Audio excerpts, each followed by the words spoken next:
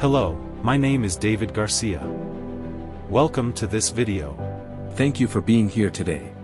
We're going to explore biblical views on sexuality by looking at 6 key concepts, drawn from 2 insightful books, Sacred Sex by Tim Gardner, and 7 Myths About Singleness by Allberry.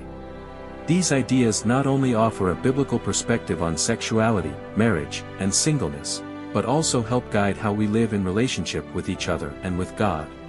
The 6 main concepts we'll discuss are: sex as a gift created by God, marriage, modeled after God's relationship with, the purpose of sexuality, designed for union in marriage, sexual purity, as a reflection of God's holiness, singleness, not inferior to marriage, cultural myths versus biblical truth on sexuality and singleness.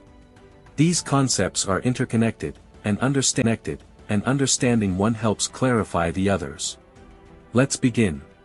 1. Sex as a gift created by God. The Bible teaches that sex is a gift from God. It reflects His love, creativity, and intimacy. But this gift has a purpose.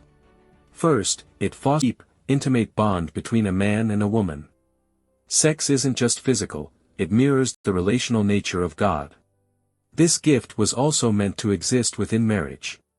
When we talk about sex as a gift, we mean sex within the context of God's design for marriage. It's not just for personal pleasure but for the union and intimacy between spouses that God intended.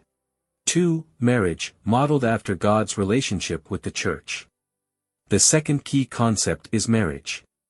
In the Bible, marriage is not merely a human institution, it was designed by God to reflect His relationship with the church. Ephesians 5 compares the love between a husband and wife to Christ's love for the church, emphasizing sacrificial love. Marriage is more than a contract, it's a covenant meant to last a lifetime, mirroring God's eternal commitment to His people. So, from a biblical perspective, marriage isn't just about a partnership but about reflecting God's love and commitment to us. 3. The purpose of sexuality, union in marriage. The third concept is the purpose of sexuality. In Genesis 2 verse 24, we read that a man and a woman will unite as one flesh. Sexuality was designed for this union, spiritual and physical bond that marriage represents. Gender, created by God, reflects His image, and sexuality is meant to express love and mutual submission within marriage. Sexuality also has a procreative purpose, as shown in Genesis 1 verse 28, be fruitful and multiply. But sexual intimacy is also about mutual joy and unity between husband and wife.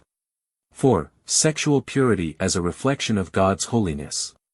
Next, we'll talk about sexual purity. Sexuality reflects God's holiness, so our actions, whether married or single, should reflect His design. In 1 Thessalonians 4 verses 3-4, Paul says it's God's will for us to abstain from sexual immorality. For married couples, this means faithfulness to one another. For singles, it means honoring God through chastity. The call to purity is equal for everyone to live in alignment with God's holiness, no matter our relationship status.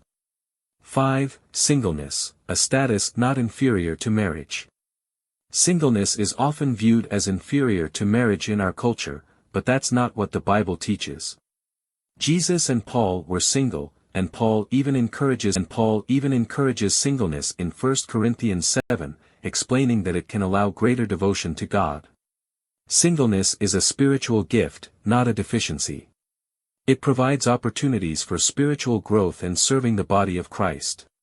While singleness has its challenges, particularly around sexual, it's still a God-honoring way of life that can be fulfilling and fruitful.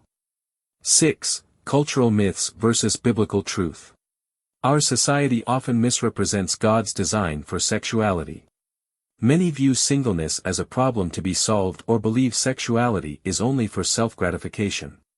But the Bible teaches that singleness is a valid, valuable lifestyle, and sexuality is a sacred gift, meant to be enjoyed within marriage as a reflection of God's love and holiness. True fulfillment is found in God. In conclusion, whether we are married or single, our ultimate focus should be on pursuing God. True True fulfillment is not found in our relationship status or meeting cultural expectations but in a deeper relationship with God. As we seek Him, we discover that our purpose, identity, and contentment are rooted in Him alone. Whether in marriage or singleness, His kindness and love will never fail us.